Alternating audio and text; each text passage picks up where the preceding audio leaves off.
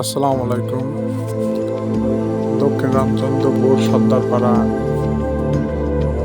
আজ 3 দিনের প্রবল বৃষ্টির কারণে জলাবদ্ধতার সৃষ্টি হয়েছে। কিছু সময়ের জন্য বৃষ্টি বন্ধ থাকার কারণে একটু হাঁটতে বের হয়ে দেখি আশপাশের এলাকা বিভিন্ন বাসা বাড়িতেও পানি ঢুকে পড়েছে।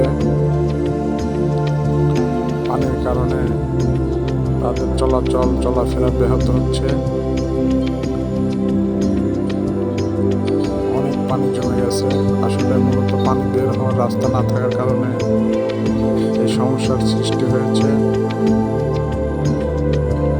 বৃষ্টির পানি বেশি সময় থাকবে না। বৃষ্টি থেমে গেলে, বৃষ্টি চলে গেলে হয়তো বা দ্রুত পানি নেমে যাবে।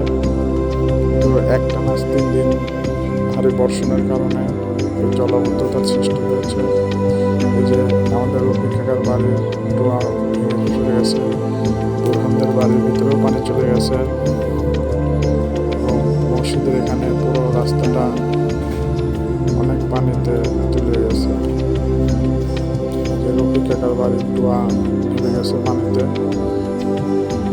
আসলে খুবই কষ্টকর। খাওয়ার পানি আনতে গেছিল রফিক কাকা।